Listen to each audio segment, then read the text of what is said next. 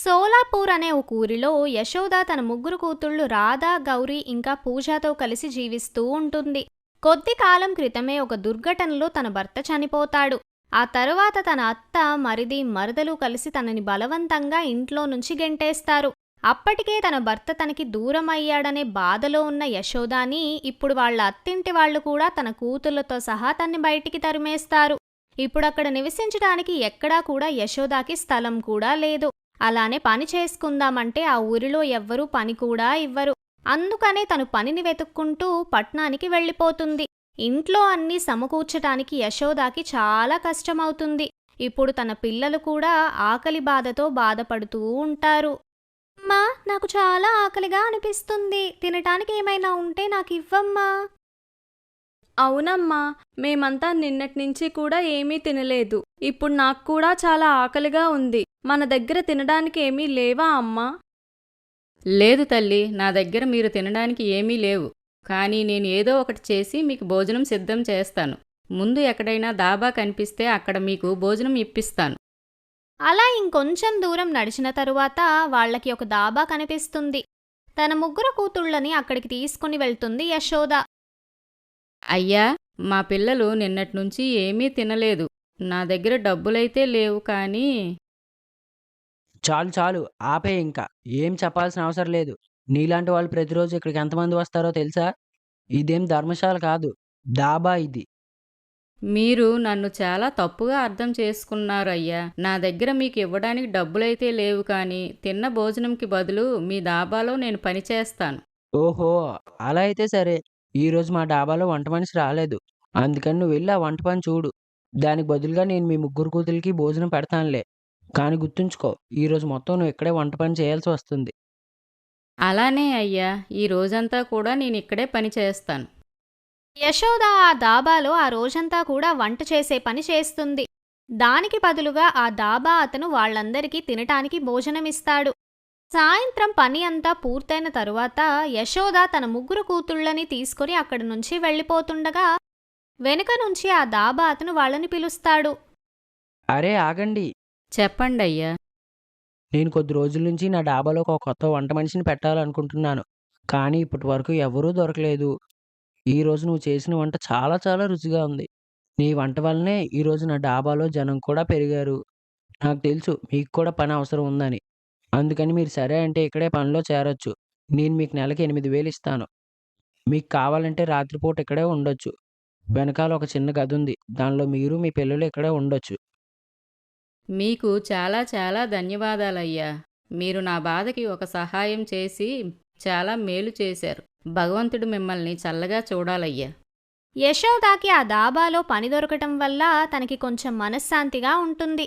అంతటితో తన ముగ్గురు పిల్లల్ని అక్కడే ఒక గవర్నమెంట్ స్కూల్లో జాయిన్ చేస్తుంది. రాధ, గౌరీ, పూజ చూడండి. నేను చాలా కష్టపడి డబ్బులు సంపాదించి మీ ముగ్గురిని చూసుకుంటున్నాను. అందుకే మీరు మీ పూర్తి ధ్యాస పెట్టి చదువుకోవాలి. నాకు కావాల్సింది మీ ముగ్గురు కూడా చక్కగా చదువుకొని మీ కాళ్ళ మీద మీరు నిలబడేంత గొప్పవాళ్ళు అవ్వాలని. నువ్వేం దిగులు పడకమ్మా. నువ్వు మా కోసం ఎంతలా కష్టపడుతున్నావో మాకు చాలా బాగా తెలుసు. ఖచ్చితంగా ఏదో ఒక రోజు నువ్వు తలెత్తుకునేలా చేస్తాం చూడు. మేం ముగ్గురం నీకు మాట ఇస్తున్నామమ్మా. అవునమ్మా, మేమిద్దరం మాటిస్తున్నాం. యశోద ముగ్గురు కూతుళ్ళు స్కూల్లో చాలా శ్రద్ధగా చదువుకుంటూ ఉంటారు. ఇప్పుడు తన పెద్ద కూతురు రాధాకి చదువులో ఇది ఆఖరి సంవత్సరం. కొద్ది రోజులలోనే తన పరీక్షలు కూడా అయిపోతాయి. ఇలా అన్నీ చక్కగా సాగిపోతూ ఉంటాయి. యశోద ముగ్గురు కూతుళ్ళు స్కూల్కి వెళ్తారు. ఇంతలో దాబా యజమాని యశోద దగ్గరికి వచ్చి తన్ని బలవంతం చేయబోతాడు. అంతటితో యశోద దాబా యజమానిని లాగిపెట్టి గట్టిగా కొడుతుంది. నీకెంత ధైర్యం ఉంటే నన్నే కొడతావు? హా! నీ మీద జాలి చూపి నీకు పనిచ్చి నిన్నిక్కడ ఉంచింది నేను. కానీ నా మీదే చెయ్యి లేపుతావా? పో పో ఇక్కడి నుంచి. మళ్ళీ ఇంకెప్పుడు నాకు నీ మొఖం చూపించుకో. నువ్విలాంటి వాడివి అనే విషయం నాకు ముందే తెలిసి ఉంటే గనక అసలు నీ దగ్గర పనిచేయడానికి ఒప్పుకునేదాన్నే కాదు.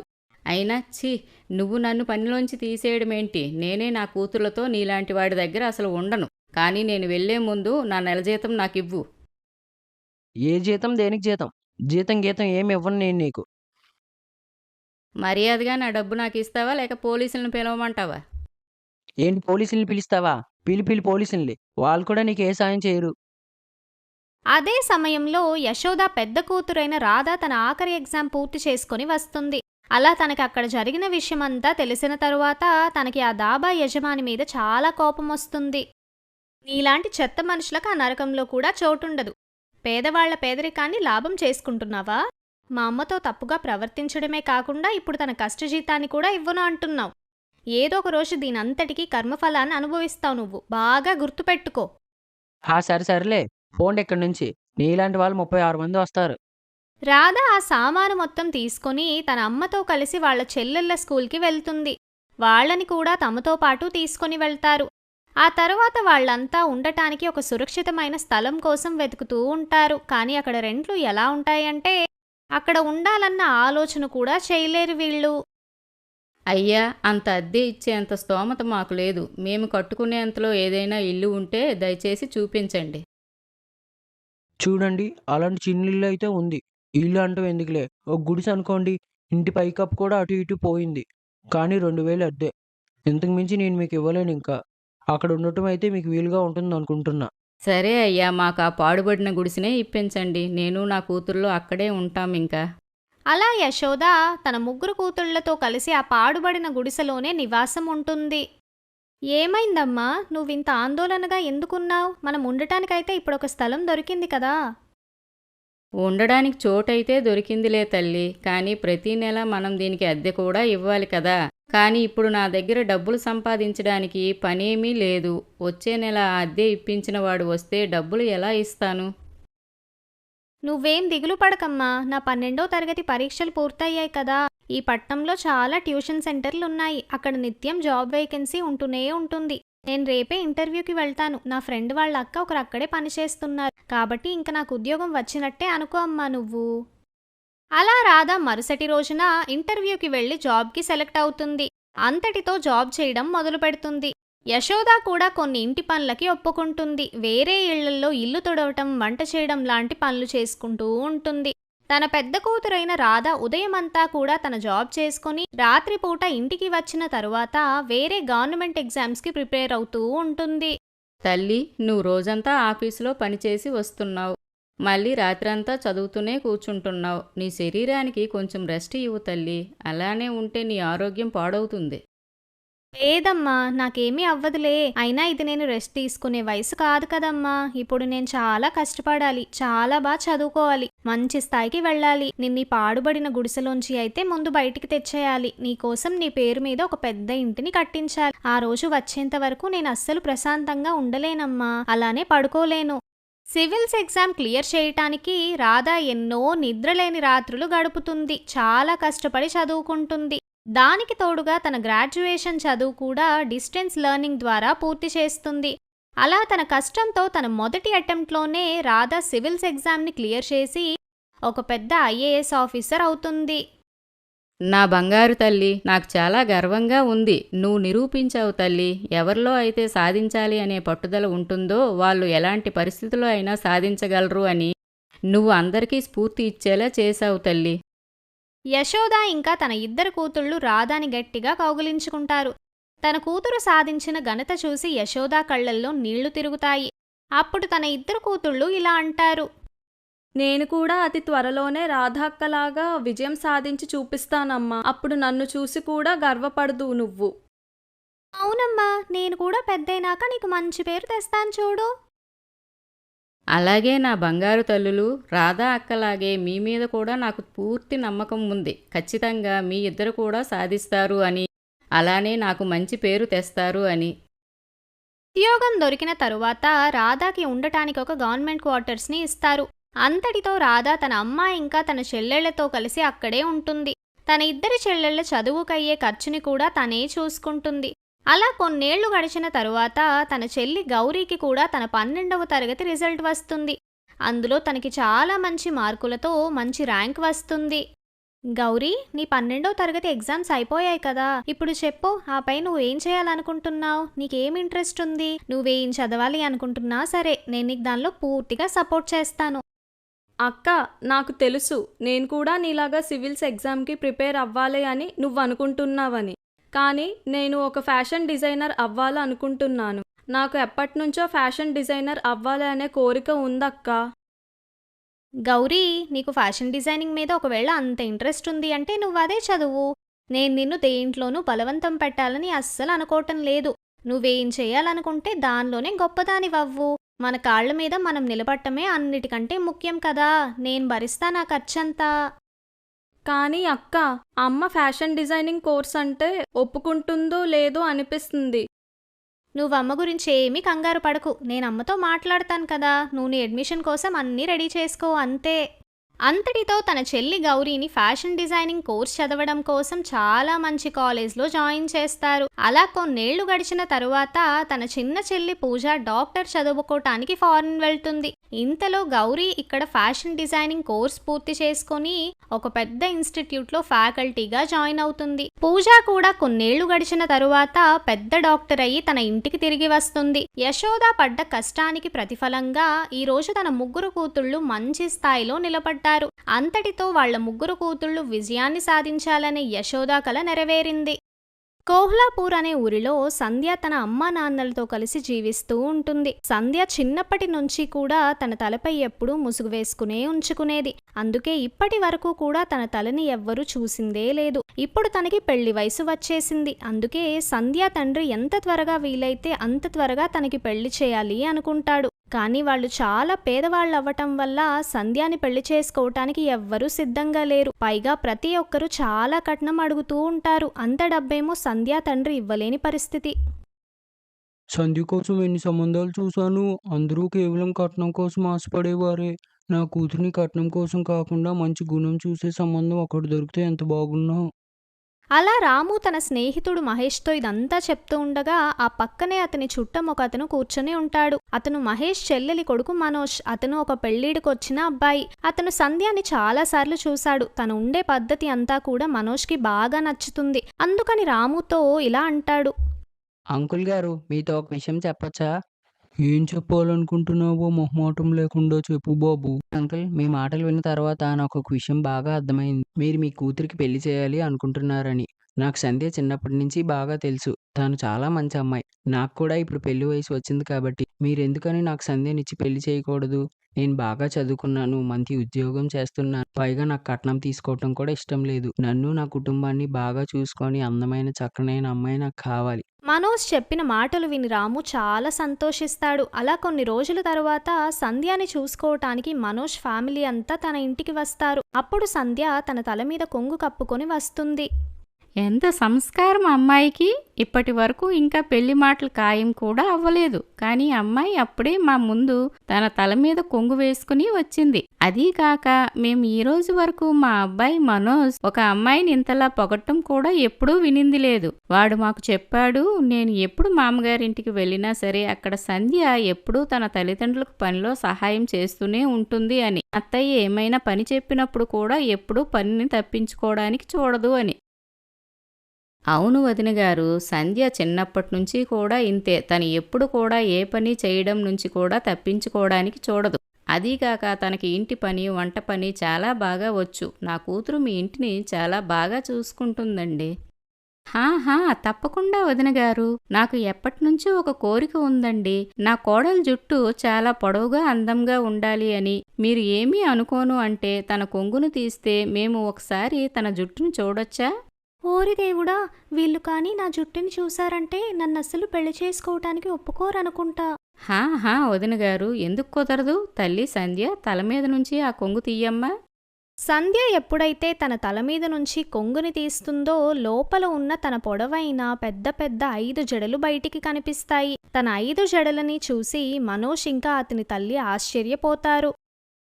అరే తల్లి, నీ జుట్టు చాలా పొడవుగా ఉంది. అది సరే కాని నువ్వు ఇంత పొడవు జుట్టుని ఇలా 5 జడలుగా ఎందుకు వేసుకుంటున్నావు? ఒకవేళ జడ వేసుకోవాలి అనుకుంటే ఒక జడ వేసుకోవలసింది. లేదా మరీ కావాలి అనుకుంటే 2 జడలు వేసుకోవలసింది. కానీ ఇలా 5 జడలు వేసుకుంటున్నావు ఎందుకని? నిజానికి వదినగారు, సంధ్య చిన్నతనంలో ఉన్నప్పుడు తన జుట్టు బాగా ఊడిపోయింది. అలా ఒకానొకప్పుడు తన జుట్టు పూర్తిగా ఊడిపోయి గుండు అయిపోయింది. అప్పుడు ఒక ప్రఖ్యాత వైద్యులు సంధ్య జుట్టుకి రాసుకోవడానికి ఒక నూనె ఇచ్చారు. అలానే అతను చెప్పారు, ఆ తైలం రాసుకుంటే సంధ్య జుట్టు తిరిగి వస్తుంది. కానీ ఆ తరువాత నుంచి తప్పకుండా తను 5 జడలు వేసుకోవాలి అని చెప్పారు. ఒకవేళ తను అలా చేయలేదు అంటే మళ్ళీ తన జుట్టు ఊడిపోతుంది అన్నారు. ఏంటి? ఇవేం పిచ్చి మాటలు అసలు? అలా ఏం జరగదు. ఈ 5 జడలకి ఇంకా సంధ్య జుట్టు ఊడిపోవడానికి ఏంటి సంబంధం? ఆ వైద్యుడు మిమ్మల్ని ఏదో భయపెట్టాడు అంతే. లేదా ఏదో అలా ఆట పట్టించడానికి చేసుంటాడు అంతే. లేదు లేదు, ఆ మాట నిజమే. నేను కూడా ఒకసారి ఇలానే ఆ వైద్యులు చెప్పింది సరదాగా ఏమో అనుకొని ఒక జడ వేసుకోవటం మొదలుపెట్టాను. అప్పుడు నా జుట్టు మళ్ళీ మొత్తం ఊడిపోయింది. వెంటనే నేను మళ్ళీ ఆ వైద్యుల దగ్గరికి వెళ్తే ఎంతో కష్టపడి నా జుట్టు మళ్ళీ వెనక్కి తెచ్చారు. అప్పటి నుంచి నాకు నేనే ఒక మాట ఇచ్చుకున్నాను, ఇంకెప్పుడైనా కూడా అస్సలు నేను 5 జడలు వేసుకోవటం మానకూడదు అని. ఒకవేళ నేను అలా చేశానంటే ఖచ్చితంగా నా గుండె అయిపోతుంది. ఇలాంటి మాటలు నేను నా జీవితంలోనే మొదటిసారి వింటున్నాను. చూడు మనోజ్ నాన్న, నేను ఒప్పుకుంటాను సంధ్య ఒక మంచి అమ్మాయి అని. కానీ నేను నీ పెళ్లి తనతో చెయ్యడానికి సిద్ధంగా లేను. ఇలా తను 5 జడలు వేసుకుని జీవితాంతం ఉంటుంది అంటే నేను చూడలేను. నువ్వు సరిగ్గా చెప్పావమ్మా. నేను కూడా ఇలాంటి అమ్మాయిని పెళ్లి చేసుకోవాలనుకోవటం లేదు. రానున్న రోజుల్లో నా ఉద్యోగం వల్ల చాలా పెద్ద పెద్ద పార్టీలకు వెళ్లాల్సి వస్తది. అలానే పెళ్లి తర్వాత ఖచ్చితంగా నా భార్యని కూడా నాతో పాటు తీసుకొని వెళ్ళాలి. కానీ నా భార్య ఇలా 5 జడలు వేసుకొని వచ్చిందంటే అందరి ముందు నా పరువేం కావాలి? నన్ను క్షమించు సంధ్య. నేను ఈ పెళ్లి చేసుకోలేను. సంధ్యకి ఉన్న 5 జడల కారణంగా మనోజ్ వాళ్ళు పెళ్లి ఖాయం చేసుకోరు. అందుకే సంధ్య చాలా బాధపడుతుంది. అక్కడి నుంచి వాళ్ళు వెళ్ళిపోయిన తరువాత దిగులుగా తన గదిలో కూర్చుంటుంది. నా జీవితంలోనే ఎందుకు ఇలా చేస్తున్నాడమ్మా దేవుడు? ఈ ప్రపంచంలో నేను ఒక్కదాన్నే ఉండి ఉంటాను. ఇలాంటి వింతతో ఒకవేళ 5 జడలు వేసుకోను అంటే జుట్టంతా ఊడిపోతుంది. అలాని వేసుకుంటుంటే ఎవ్వరి దగ్గరికి వెళ్ళినా అందరూ నన్ను ఆట పట్టించేవాళ్లే. నాకు నిజంగా అర్థం కావట్లేదు ఏం చెయ్యాలో అని. ఈ 5 జడల కారణంగా నన్ను పెళ్లి చేసుకోవటానికి కూడా ఎవ్వరూ రావట్లేదు. దీనికంటే నేను గుండుగా అయిపోవడమే చాలా మంచిదనిపిస్తుందమ్మా. అరే, ఎప్పుడైనా శుభం పలకాలి తల్లి. ఏమైంది ఇప్పుడు? ఒకవేళ వాళ్ళ సంబంధం కలుపుకోలేదు అంటే నువ్వు ఈ విధంగా నిన్ను నువ్వు తక్కువ చేసుకోకూడదు. చూస్తూ ఉండు, ఒకానొక రోజున నీ పెళ్లి మంచి అబ్బాయితో జరుగుతుంది. అప్పుడు అందరూ అది చూసి ఆశ్చర్యపోతారు. వదిలేలే అమ్మా, ముందు నేను అనుకునేదాన్ని పెళ్లి వాళ్ళు కట్నం అనే మాటతోనే పెళ్లి సంబంధాన్ని వదులుకుంటున్నారు అని. కానీ నాకిప్పుడే బాగా అర్థమవుతుంది నా పెళ్లి సంబంధాలు చెడిపోవటానికి ముఖ్య కారణం ఈ 5 జడలే అని. స్కూల్ పిల్లలు కూడా నన్ను నా 5 జడలతో చూసిన ప్రతిసారి యాంటీనా యాంటీనా అని ఏడిపిస్తూ ఉంటారు. ఇంకా ఇప్పటి నుంచి కొంతకాలం నా పెళ్లి విషయం మాట్లాడకమ్మా. నేను నా కాళ్ల మీద నిలబడి జీవించాలి అనుకుంటున్నాను. నన్ను మీరు బాగానే చదివిపించారు. దాని ద్వారా నేను సంపాదించగలను ఒక మంచి ఉద్యోగాన్ని. నేను ఉద్యోగం చేయకుండా ఉండటానికి నాన్నగారు నన్ను చాలాసార్లే ఆపేశారు. కానీ ఇప్పుడు నేనింకా ఆగనమ్మా.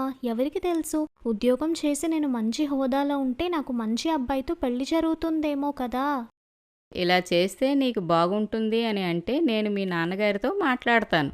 అలా సంధ్య ఇంకా శాంతి కలిసి రాముని ఒప్పించటానికి చాలా ప్రయత్నిస్తారు. చివరికి రాము కూడా వాళ్ళ మాటలకి సరే అంటాడు. కొన్ని రోజుల తరువాత సంధ్య ఒక కంపెనీకి ఇంటర్వ్యూకని వెళ్తుంది. అంతా బాగానే ఉంది కానీ మీరు ఈ విధంగా ఆఫీస్కి తల మీద కొంగు వేసుకొని రావడం కుదరదు. ఇలా చూడటానికి వింతగా ఉంది. అలా అని ఇదేదో మామూలు చున్నీలా కూడా లేదు. దీన్ని చూస్తుంటే మీరు దీని లోపల ఏదో దాస్తున్నట్టుగా ఉంది. ఈ జాబ్ కావాలంటే గనుక మీరు తల మీద నుంచి తీసేయాలి.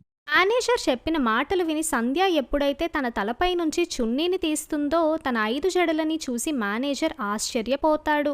ఇదేంటి, మీరు ఇక్కడికి వచ్చే ముందు ఏదైనా సర్కస్కి ఇంటర్వ్యూకి వెళ్ళి వచ్చారా ఏంటి? ఇలా ఆఫీస్కి ఎవరైనా 5 జడలు వేసుకొని వస్తారా అసలు? మీకు ఈ జాబ్ కావాలంటే గనక మీరు ప్రొఫెషనల్ లుక్తో ఉండాలి. ఈ విధంగా జోకర్లా తయారై వస్తారంటే కుదరదు. మేనేజర్ అన్న మాటలు విన్న సంధ్య చాలా బాధపడుతుంది. అలా తను చాలా బాధపడి అక్కడి నుంచి ఇంటికి బయలుదేరుతుంది. కానీ ఎక్కువగా ఏడవటం వలన తన కళ్ళ ముందు చీకటి కమ్ముకుంటుంది.